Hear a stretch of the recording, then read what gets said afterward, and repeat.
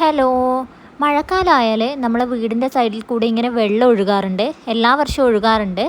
മഴ നല്ലോണം കനക്കും തോറും വെള്ളത്തിൻ്റെ ശക്തി കൂടി വരും കേട്ടോ. വീട്ടിൽ വെള്ളം കയറുമൊന്നുമില്ല. പിന്നെ ഇതൊരു വയൽ ഏരിയ ഒന്നും പറയാനില്ല. അടുത്ത് തന്നെ ചതുപ്പുണ്ട്, വയലൊന്നുമല്ല. പക്ഷെ അത്യാവശ്യം നല്ല തെളിഞ്ഞ ക്രിസ്റ്റൽ ക്ലിയർ വാട്ടർ എന്നൊക്കെ പറയാം. അത്രയ്ക്ക് ക്ലിയർ ആണ്. അതിനിടയിൽ വാവ അവളുടെ ചെരുപ്പ് അങ്ങ് കളഞ്ഞു കേട്ടോ.